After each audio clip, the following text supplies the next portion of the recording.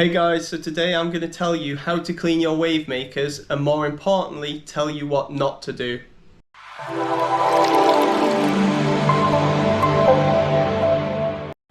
In a moment I'm going to do a walkthrough of how to clean your wave makers, but first I just want to dive into why it's so important. So over time algae and dirt starts to build up on the wave makers. Now this starts to slow them down so they don't put out as much flow, and now this can have a detrimental impact on the inhabitants inside our reef tanks. Also it can lead to the pumps failing earlier than they would otherwise. So although it can be a bit of a mundane task to clean our pumps, it is really important that we do it. Now in all honesty, I've probably left these ones a little bit too long here, so it's really important that I do this now. First thing, before I start removing any equipment from a tank, I'm just going to check that I know where it's installed currently so that I can put it back in exactly the same position after cleaning it. I also need to make sure that I've got the right equipment available before I start. We are going to need a bucket, scales, a towel or two, a measuring jug, a sponge, gloves, safety glasses, a toothbrush, and finally citric acid crystals. Right, a real quick point here, you must not use vinegar. So I've used it before in the past and I didn't seem to suffer many ill effects. However, there are a lot of people a lot better at chemistry than me, and they seem to say that vinegar can corrode metal parts which are encased inside plastic.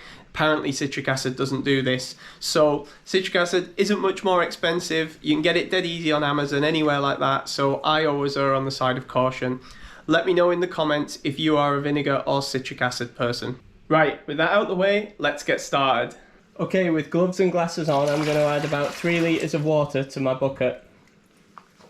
To this, I'll add roughly 150 grams and then stir it in. Now I'm going to turn off the power and remove the pumps from the tank and place them in the bucket.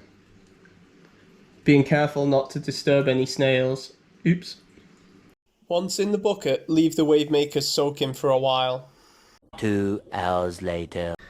Right, these guys have been soaking for a little while now, so the coralline algae should be softening up pretty well. So we're going to have to get them out and take them apart and give them a bit of a scrub. So although the soaking softens them up, it isn't going to do all the work. It still needs some elbow grease.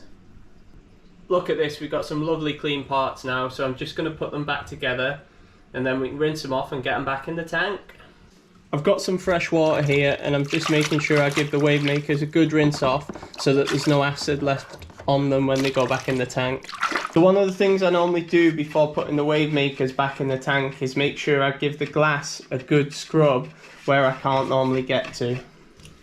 Rightio, here goes. Let's start adding these back in.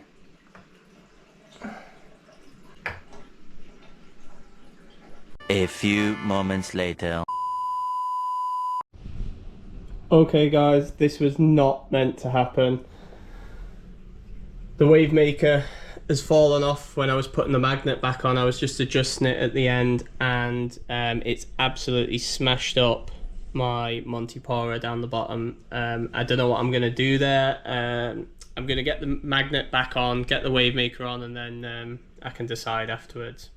Right guys, so the pumps are back in the tank and they are looking significantly cleaner than they did before. I'm really pleased with that. They're pushing lots of water and they are moving much more freely.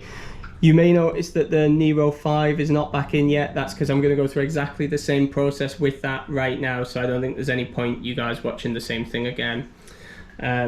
If you have found this video useful, please like it. It really helps me out with the channel and it tells me that you want to see more videos like this.